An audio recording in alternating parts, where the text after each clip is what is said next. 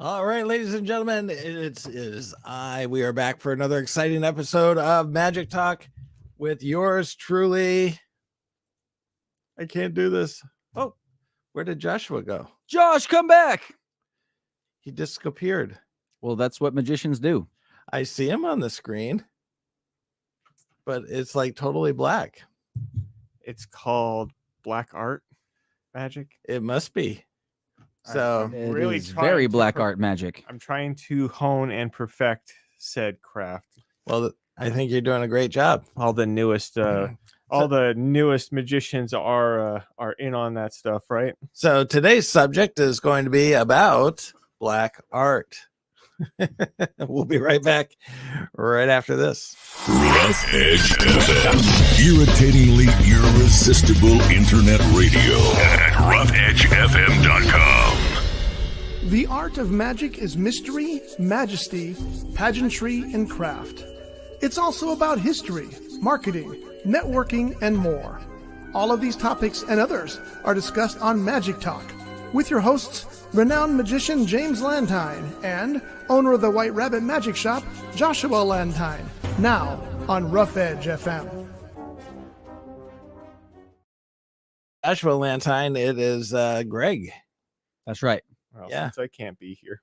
You have But been you're here in spirit and voice. and And sound effects. and sound effects. Yeah, that's like If I can't go and show my pretty face, I'm gonna go and at least go and grace people with the only amount of ASMR that I can tolerate. and what is ASMR? It is the things where It's audio sensory. I'm not sure what it stands for, but it's people that like clicky things and fidget toys, and people whispering to you like this.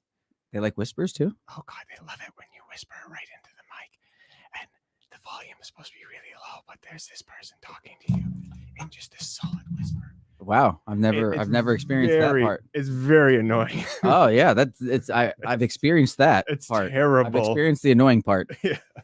Oh, See, you get it. This is all representation to go and I love it. you know what I don't personally like about it, but this is the only one that I care for. You know what that means, Greg? What means? Oh, what does it mean? We're not gonna be able to see his cards. Oh, well, awesome. Oh, Hey, I am okay with sharing my deck with Greg. oh, that's Hey, so keep kind of you. that And in I your washed head. my hands. Keep that in your head. I could tell immediately where his head went. Automatically. Don't wait for me. We're waiting. I'm like, Jim, what's going on over there? I'm intrigued. What has pulled your attention away? Oh, we're doing a little flippy thing. Maybe. Have we been practicing the coin roll? Well, I'm practicing right now. I know it looks like you are. I'm trying. It's hard because the coin's so light. It's a plastic coin. Is it? It's Pokemon. It's oh gosh, I don't even know what Pokemon that is. Someone's gonna hate me so much right now. But it's one of these Pokemon. That's a Pokemon? All right, let me see. I think so. Let me It says let me see. Pokemon on the coin. Let me see it. Oh, that is what's the electric one? The not Pikachu. The It's definitely It's not. a That's the only one I legendary- know. It's definitely not that one. it's a legendary tiger one. Hmm. That There you go. that is electric. I'm a terrible nerd. I love it. That was my childhood. I So love it. turn that camera, Josh. The other one. The other one. All right. Yay! Cool. I can see you now. So this episode, the beginning part was a joke. This episode is about technical difficulties. Yeah, how to deal and how with to recover from them. no, how to deal with technical difficulties in your show Exactly. and not allow people to realize that you're experiencing technical difficulties. Well, we kind of let that one out of the bag. Well, no, because Greg was misdirecting with his coin flips. Oh, Was it only Greg up on the screen for a little while? No, we were all there. Anyway, so welcome back to another episode of Magic Talk. It is I, your one, your only, James Lantine. And James. we actually have Greg in studio. Hey guys. He sounds very So- happy about it too. Jim. Yeah, he's so. he's so We got enthused. Greg's here again, Yeah, guys. he's- I couldn't avoid it this time. I'm sorry. He's back. Oh, So, what's been going on? Oh, just working. You know how it goes. Little magic here, a little magic there. Getting ready to go to Vegas for Magic Live. yay! So Greg has made an official announcement. Yeah, I hate my job. Well, no. I'm just kidding. You and everybody else. Right? I'm just kidding. So, Greg, So what what's else is new? what's the date January. I'm shooting for January for? to finally audition for membership at the castle. Nice. So January it is. It is now in the public domain. That It you is have set it's it for- accountability. We were talking That's about right. accountability with Jim. We need So- accountability. So Jim and I are we're gonna be gym buddies, not Jim with the J, but Jim with the G, and not Ah. actual gym buddies, but gym buddies in the sense that we're gonna be holding each other accountable for our immediate goals that we want. I to thought you were accomplish. when you were saying we So- were going to hold each other. We were going to be hugging and. well, I'm not responsible for where your hopes and dreams lie, Jim. However, that is not what I was talking about, unfortunately for you. Oh, You know, if you make enough of But your tomorrow's goals- another day. Yeah. See, if you make enough of the goals happen, maybe the two of you can be so inspired to say, "Yeah, let's hug it out. I feel good about it now." Right? No doubt. a little feel good moment. Possibly. But we'll see how good you do, Jim. Yeah, Okay. exactly. You got to work at it. You got to make sure you put your 100% effort into it. And Heck, what's Make it my 110. Why what's, not? What's my January goal? You tell me. You tell me. No, I set my goal. You set your goal. If you were listening, you would know what my January goal Oh is. shit. I mean, oh, no. Oh no. I was listening. I swear, I promise. So- No. Give me a second. I know this. What was your January goal? Your January goal. So we were just establishing that Greg has ADHD. I do Yeah. very Yes. badly. And We talked about that once. I have a poor memory problem. I have MS. You like to talk about it every time we have a show. I know because you know My why? son's a cripple, but he's really good at card magic. I think it's a remarkable milestone that He's you're just proud able of to you. overcome. He's proud of you. All right, I Oh, am like It's nice to have somebody proud of me. I am like totally done with this. What You just froze. I did? Yeah. Well, just leave me alone. Okay. Get back to it when I get back to it. Yeah. All right. Well, it can't decide. For a second there, it was two of us. Anyway, so my January goal are we doing New Year's resolutions already? The book. For Magicians teaching or so for using magic as a tool to help children. I'm not doing the tongue. Oh, the lecture. And to do a lecture on it. Thank you. Yes. I want my first Yes. lecture on the book to Yes. happen by January. That's right. That's my right. goal. The lecture to actually be able to, because we were talking about length of the what length the lecture should be and whatnot. We're trying to figure that out. That's right. Yeah, absolutely, 100%. So that's Dad wants to break into the world. Apparently doing it the old way ain't so fun anymore. He's got to go and do what all the little kids or the young magicians are doing now, where everybody and their grandma has to have a lecture. No, I'm at that age. you are at that age. That's Well, very to be true, honest, actually. okay, to be honest, as a magician, right, I think it becomes very easy to lose sight of what you should be doing as far as yourself as a business, right? It's show Yeah, business. that's Show actually business. very They say true. business is the bigger word in there. Yeah, As a magician, I think it's very important to consider products that you provide as a magician.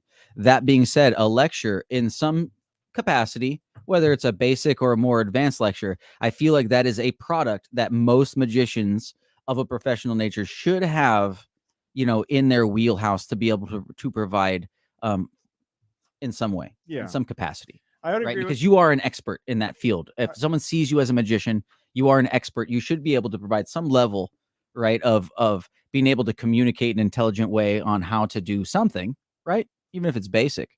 I would agree with that. I mean, especially in the sense that you have been doing this for a long time. So I would hope that you have some knowledge on actually specifically in the realm of performing and I want to say what marketing. But this lecture would be more on the educational side of magic. Yeah. So Even still, even though it is specifically on the educational side of magic, it is there are heavy notes in things like marketing and how to Yes. put you the magician, how to put yourself out there to go and teach or to go and provide knowledge to the younger audiences. right. And you know what the old adage is: those who do, And those who those can't who do, can't teach. teach. And those who can't teach gym. Do you remember that Not, movie? not you, but like Like, what are they JYM. teaching me? No, teach gym, like gym class. Gym class. Oh, okay. Do you remember that movie? No. School of Rock. Oh, Jack Black. Oh. So what Words about to live by? I think of every coach I've ever had ever in school. And they couldn't teach, so they taught you. And they really didn't though. They just kind of put you in a room and you had to survive it out with dodgeballs flying at your face. were you did you ever were your gym teachers always on the heavy side? Yes. So I think I had one actually that was a female who was quite fit, and I think she had auditioned for American Gladiators at one point as well. wow. She was I legit, bet you she but it was had in a- elementary school, so it's not like we had a hard gym program, you know. I was gonna Unfortunately, say, I'll bet you she spent she had a long line My- of my people fir- attending her class. my first day of high school gym, we sat on bleachers for the whole hour inside a gym that was air conditioned, and my gym teacher's nipples were sweating. That's how heavy set he was. Nice. I am not even making that up. That's So what do what you a call visual. what do you call a person who does but also teaches? A professor. See? That's Am a I fancy word. professor? We can't use that term in the magic world, Jim. No, I you know we know that. can't. I There's see the light in one- your face, Jim. I'm sorry, man. I There's- can't legally ever call you the professor. It's not. There's would one love to. Professor and one professor and one professor only. Indeed. I'm not even that's trying to not fight. fair, I'm not though. trying to fight that battle, Jim. That's not for me to decide. That has been agreed upon within the community. But that's not fair though, because how many professors are in colleges? In the College of Magic, one. I know, but how many are in colleges? Well, really, the thing about being a professor, right? A lot of people, I don't know if a lot of people don't know this, but I didn't know this when I found this out. I found it interesting. A professor is supposed to be a student that is amongst lower level students. And as they are studying for themselves, they are providing knowledge that they have gained to lower level students. So realistically, as a professor, you should be, if you are a professor in something, you should be constantly progressing your knowledge as well.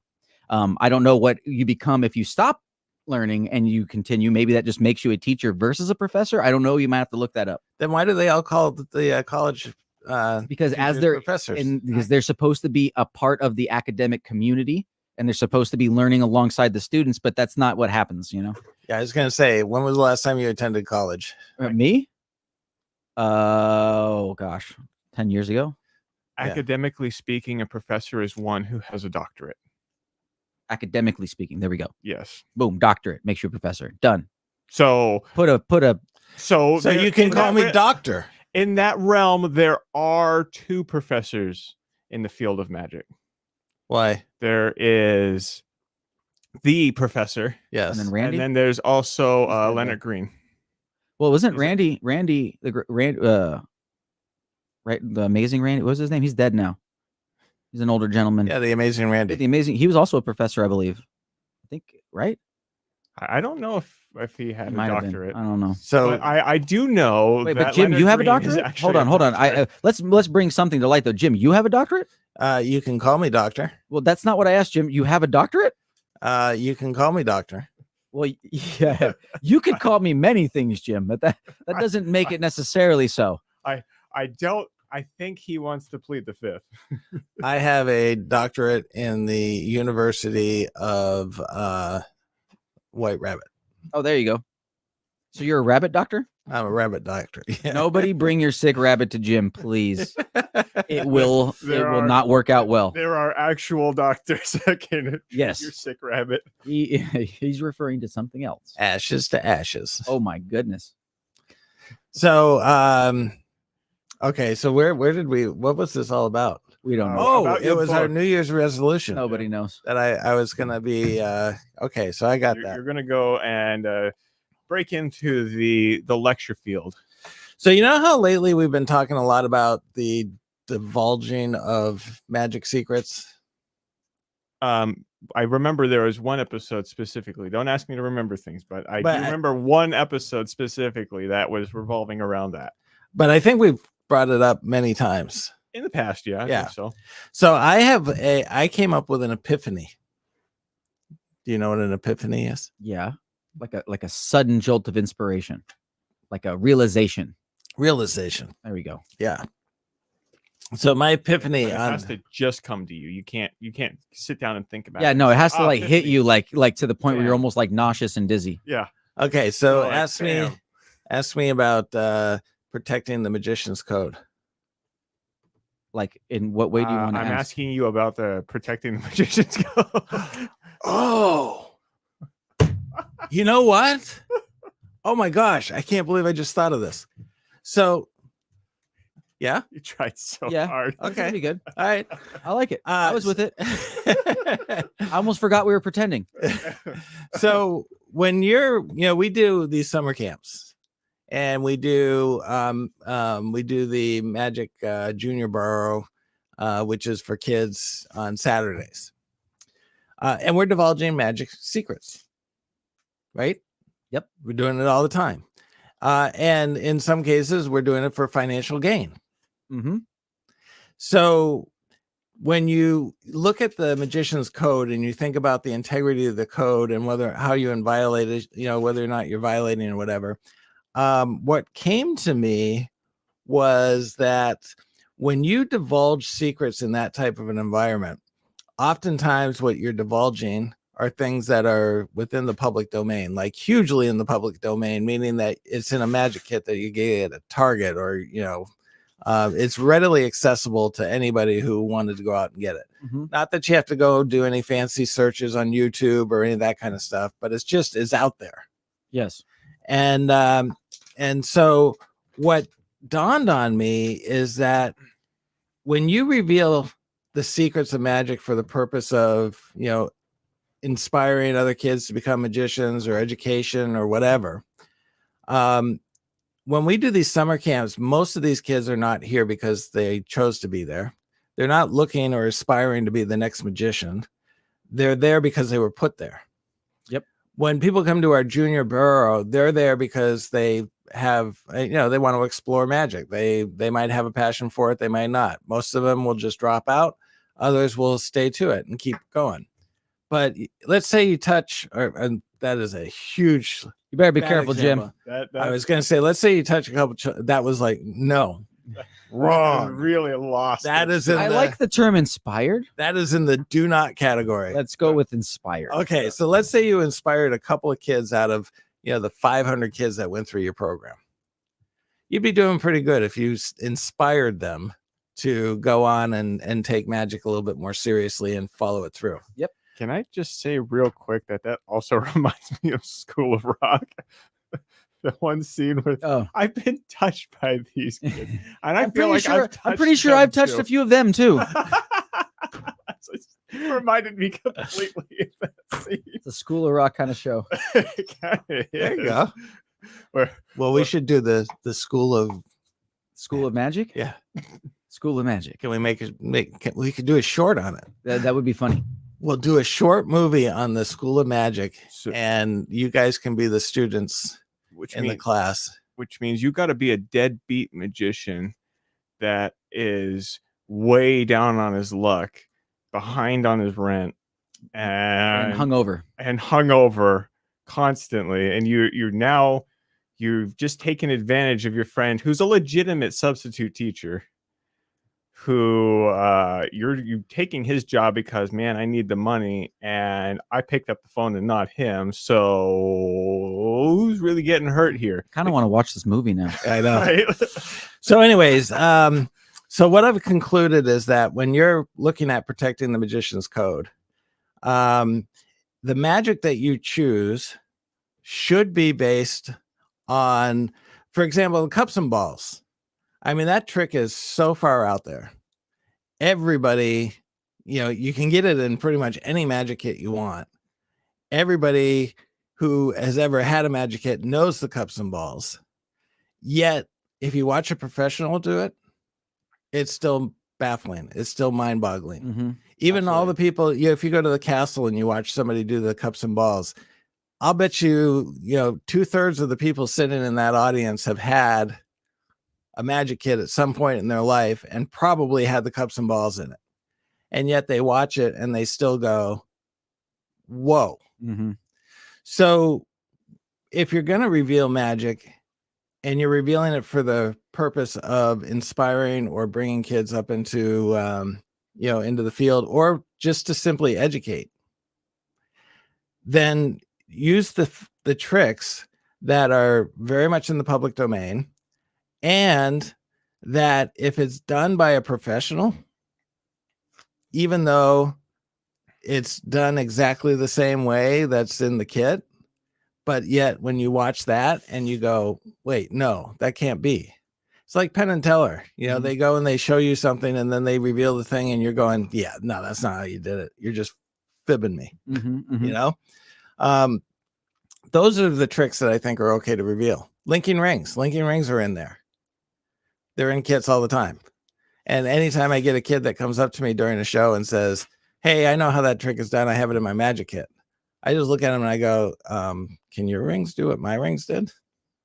Do you really think the tricks that you have in the magic kit are going to be the tricks that a professional uses? So it's very easily explained away. And I think those are the types of things that you divulge. Yeah, definitely. I think we were even talking about it a few days ago, where the mindset needs to be a little different with it, where you're not divulging secrets. It's not like you're just going out on the street and blabbing like some other magicians that we know or we've heard of. You're going in and you're teaching these kids like you were talking about, and it's all for the means of academia, whether it be school or if it's with, trying to teach and learn magic. So it's all an academic process that I don't feel like that's against the rules. When you are trying to bring somebody up and show them something. And we even talked about how the code itself can be a teaching moment, because it can teach about integrity, and it can teach about not just, hey, keep a secret or shut up, don't tell anybody. It goes and it teaches that level of integrity. Right. This is something that you need to hold on to because it's important. And there's some things in life that are worth doing that with. Yeah, exactly. Yeah, it's beautiful. I like it. So it's not just that. It's not like, oh gosh, we can't go and reveal all these tricks to these kids. It's like, no, we're teaching a valuable lesson here.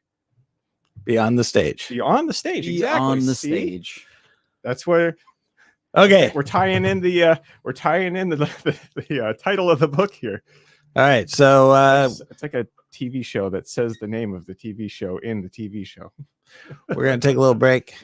We're going to talk about Unliftable and some of our thoughts about that. Is it right after good? this. Should I buy it? Does it suck? Did I get ripped off? Is it more of a craft project than a magic trick? These questions and more answered now on the Magic Item of the Week here on Magic Talk. Okay, so this week's item of the week is good? called. Should I buy Oh my gosh, Does is it good? suck? Did I get think it ripped is. off? How about that?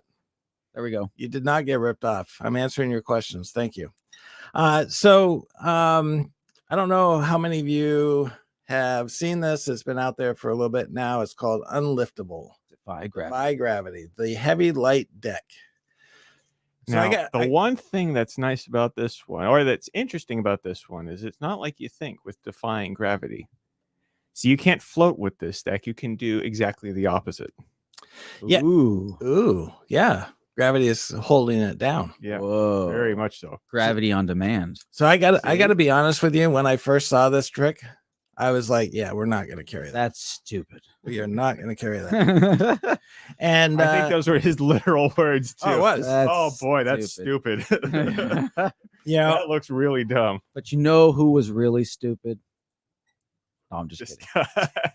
ouch.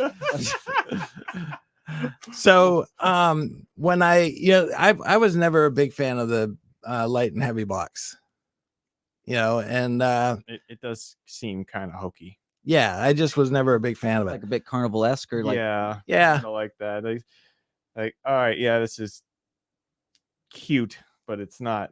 It doesn't have that wow factor. So when I mean, unless it's Penn and Teller doing it, because that was really funny. didn't they do it with him in the box? Or Yeah, something? that's exactly how it worked. Yeah. It had a box that people couldn't lift up, or it became amazingly heavy. It was just a cardboard box, too. Right. And then he picked it up and he's throwing it around everywhere. And then at the very end, Teller pops out of it. Ta-da! Yeah. Like a rabbit out of the hat. Yeah. Like, okay, that's really funny. So anyways, when I saw this, the first thing my first reaction was, like I said, yeah, we're not going to carry this. And then when it came in, we had one because we were doubtful, so we got one in. When it came in and I tried it, I went exactly. And so with any little bit of effort, you can pop this thing up and you can lift it, and it's just hokey and it's dumb, and we're not going to carry it. And then you took it out of the box. Then I happened? put it on a non-porous table. Oh. And I went, holy crap, this works. And then I presented it to several people that were coming into the magic shop to do our escape rooms. And I said, I had one person come in and I said, hey, would you like to see a card trick? And they're like, yeah. And I said, just hand me that deck of cards over there. And they went to go try to pick it up and they couldn't pick it up. And I'm like, just hand it to me. And they're like, I can't, it's stuck. I can't get it up. And then I just reached over and grabbed it. I said, what do you mean? What's the problem? And so I pulled the cards out, or I pulled a couple of cards out and I set it back down. And I said, you know what? Oh, you know what? Hand me the deck again, because I need some more cards. And they go to try to pick it up and they couldn't pick it up. And then I just picked it up and I'm going, boy, I don't get what you're struggling with so bad. And it was like, oh my God, this thing really, really works. That's awesome. So the drawback or the dilemma is, one, you have to have it on a non-porous table. So something like what do you call that? A lacquered wood, or a glass, or actually even a marble. Would a marble work? It depends. It has to be really, really smooth. It had to be smooth and clean. Yeah. So our close-up table is lacquered on the edges for the wood. Yeah. And that's where I first tried this. And it worked there. And it was like, Okay. So So and I was you like, get it to come up. yeah. And so I'm like, okay, so, oh yeah, it feels a little stuck. And then all of a sudden you lift it and there's no weight to it. So you're going, okay, what's the big deal? But when you put it down on a non-porous, they are not lifting it up. So actually, more appropriately, something like metal or like glass. More appropriately, non-porous. Okay. I'm giving examples here. You say non-porous, and then everyone else is looking around What's like, non-porous? What does that even mean? Yeah. Exactly. See? So Is my glass- surface no. porous? I had no idea. People are Googling non-porous surface. Yeah. And they're like, wow, I'm dumb. Now, I will say I do like this. It does actually work. The one thing I don't like about it is it feels, at the moment, it feels like it's just a sucker trick. And that's it. I Is don't that like appreciate is that pun intended, or Well, I don't. But no, it's remember we're not divulging secrets here, Josh. no. What I mean is, for example, like this. This is something that Howard Hamburg. I learned this from Howard Hamburg, or at least I got the idea from Howard Hamburg, and I take it to heart. Okay. Where it's here, give me that deck. No, stupid, like this. Okay. So That you're. I don't appreciate with it is it's that level of thing. I'm calling you an idiot is the Mhm. whole idea, and that's what I mean by sucker trick. It makes me want to hit you in the face. I'm Yeah, not exactly. calling. I'm not calling them an idiot. I'm calling them a weakling. Exactly. It's that just makes me want to hit the gym. With a But- J. But it's like that. It doesn't make you feel good. You're sitting there calling your audience stupid, and I don't appreciate that level of performance with it. I kind of wish there was some. I'm sure with some adaptation, there is ways to go and make it to where it's not just a sucker trick. Okay, so Do you have another epiphany? epiphany. This is a true epiphany. Let's go. So you do it as a mentalist effect. Ah, And you explain to them the power of the mind. Now, if you We're look at me hypnotizing. and you tell me, and you look into my eyes, and I tell you that this box is too heavy, you are not going to be able to lift this box. No matter how hard you try, you won't be able to lift this box. so The only dilemma with that is that you then have to figure out a way to let them be able to lift it the next time. that is true. Well, put it onto a close-up pad or put it onto a slightly different surface that they're not, aware of necessarily. Just That indirectly. actually would be kind of cool, because then if it's somewhat difficult to pick it up, but then it comes up with a little bit of effort, then it's like, see, you have to just release yourself from my psychic suggestion, or it's actually even psychology where you go in and you can make it a Right. psychology effort. So And there. so something like that. That So you're actually not makes kinda it. like- I personally like telling somebody to go pick up the deck and go, "Oh my God, what are you, an idiot? It's not that heavy." So We can agree to disagree there. okay. So this effect is called Unliftable. It sells for $30, and if I'm not mistaken, we are probably the only ones that still have these in stock. Nice. When did it come out? When was it released? A couple months ago. So it's Last a, month? a hot seller, huh? People bought it. Yeah. And honestly, I think it's one of those things where people looked at it at first and were kind of like, yeah. But then as things started coming in, people were going like, oh my gosh, yeah. no." If I recall, Illusionist came out with a similar product, and then they stopped selling it, and the magician who released it under Illusionist is selling it himself. But it's in the hand. Huh. Like they can't pull it out of his hand, if I remember correctly. Like I think it's called something like Hypnotic, or I feel like it has something to do with that type of a name. If I remember correctly, this was released a few years ago. It was a light heavy box as well, but it was from the hand. I'll have to check that out. Yeah, I wonder should if try they're to find that. using the I'm same- just it's like it's epiphysizing in my brain right now, recollecting that. So you had an epiphany too? I know, no, it was a baby one. It Oh. was like an epiphany. Like Okay. a pop. Anyway, I think for $30 it's well worth it. And we do have them in red and blue. Yeah. So check it out online at wr-magic.com. Wait, are you talking to me? Yeah. Okay, right now? Well, no, you don't have to do it right now. Oh, I'll do it later You then. can do it after the show. Okay. So- come down to the shop. Come down to the shop. I go and I'll show it to you in person. Cool. Which is funny because we're upstairs, and if he goes downstairs, he can go into our shop. That's Why- funny. why is that That's funny? that's just the way it works. Why I don't get it. Why is that? If I missed that. Whatever. You go get. Okay. You Anyhow, don't understand dad humor. no, I don't. I'm not really a dad. You gotta anymore. go grandpa now. Grandpa humor. humor is different than dad humor. So so we have our Spellbound show coming up in a week and a half. The man in the purple suit, The Jonathan man in the Bolo. purple suit. Did you see the survey that he had on Facebook about what he should change his color suit to? I did not participate. I did. What did you tell him to? Change it I to went, no, the worst thing you can do is change your branding. Everybody knows you by the man in the purple suit. Don't change your color. There you go. That's great advice. What did he say? I don't know. He did post one that I Jim, I partook wasn't in, and talking to he you. said, "What is magic to you?" That was a poll he put out. I put love. Ah. So I have a question. What so I'm going to go around the room with this. What in magic?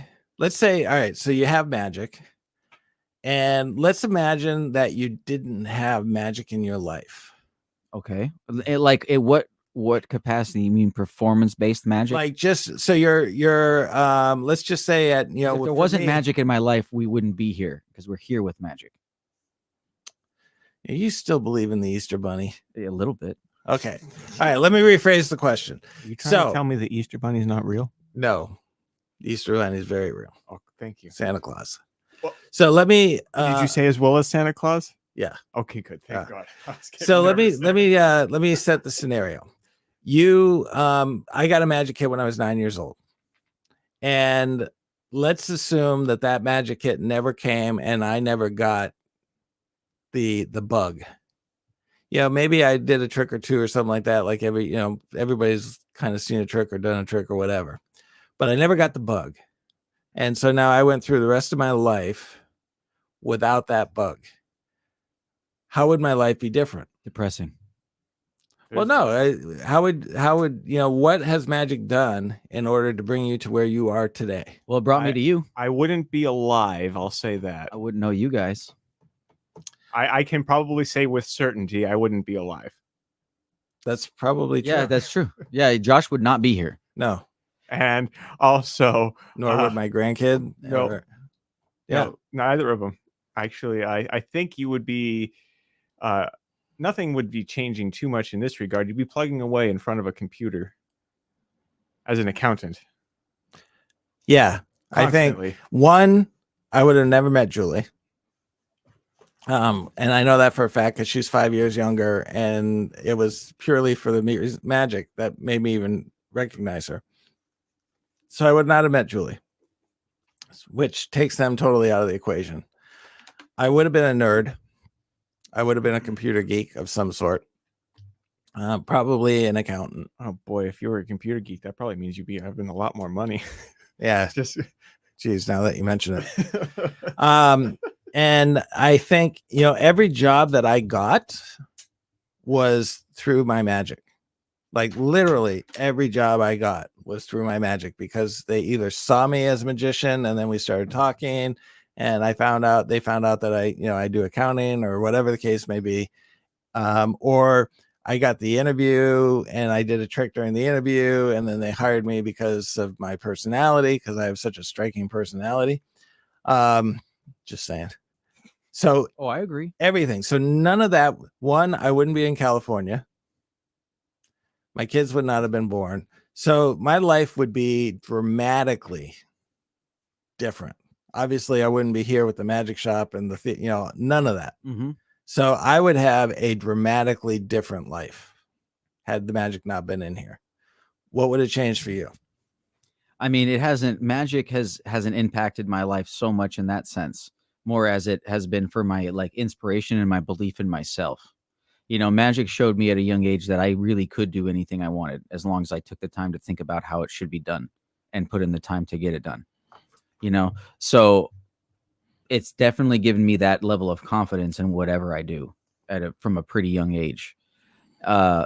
So I can say I would not nearly be as confident, and in which case I probably wouldn't have been successful in all of the different areas in my life, but I can't necessarily, say for sure, but yeah. But it wouldn't have had this dramatic impact like it would have on Well, my dude, life. magic tickles me to a level that nothing else does. And to not have that level of excitement in my life would be depressing. So that kind of goes to my first, jokey answer when you at first asked the question. Right. Because that's immediately where my brain went. Like inside myself, every time I come to a magic shop, every time I buy an effect, every time I hear the word magic or hear about a magician or anything like that, there's this little jolt of tickly happiness inside me that has never gone away. It's maybe subsided, but it's never gone away.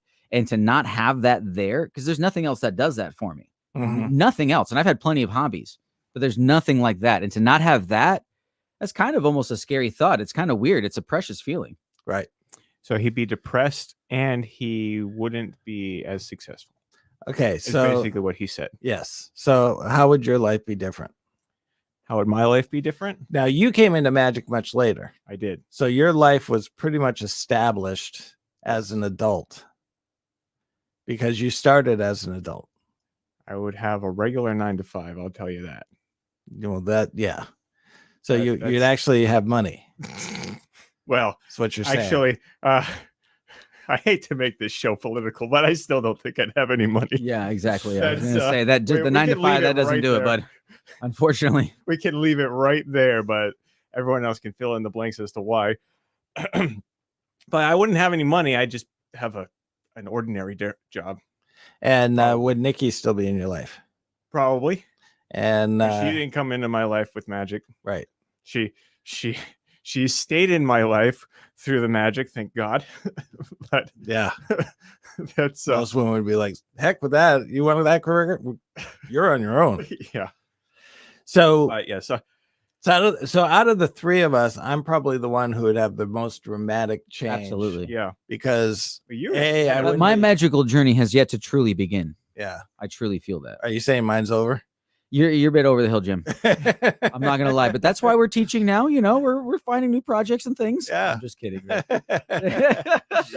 so you know, if any of you are I challenge you to put in to the comments on the show if you were to take magic out of your life, how would your life have been different? How much of an impact would it have made? And I can honestly tell you, my kids wouldn't be here, my wife wouldn't be here, I wouldn't be in California. I know that for a fact. That is, I can even ask my mom about that. She'd give me the same answer. Yeah. The two of them would not have met, and that would have been the Hollywood story. Is like Back to the Future. You know, kids start to slowly fade away. Oh, The picture and everything. You know, exactly He's- like that. oh my gosh, he's leaving. Josh, you're fading out. No. What's happening? As I'm doing a Oh. magic trick in your high school auditorium, and you slowly see me start to. Oh, he's doing the best one yet. He's started to actually vanish. I can't believe this is. What? Wait. Oh my God, this guy is amazing. Hold on a second. I had a magician come to my high school, and he kind of looked like you. Wait a minute.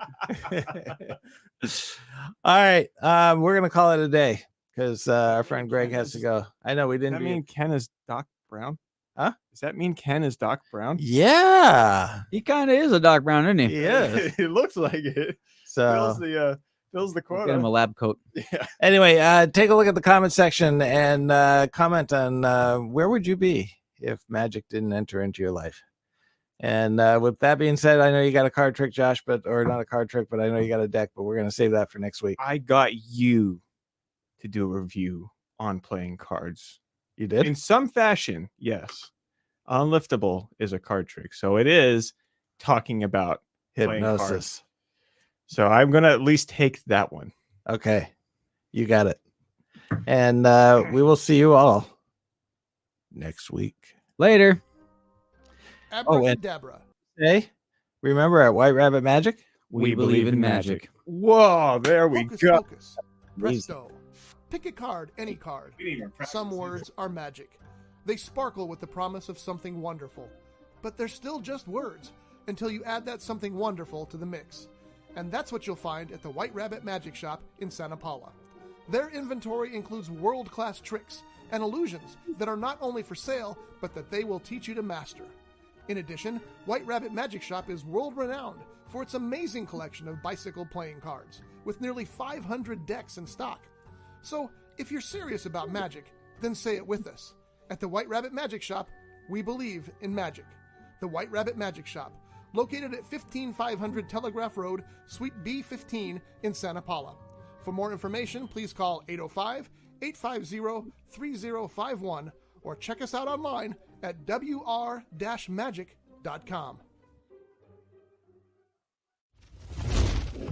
This has been a Rough Edge Studios production.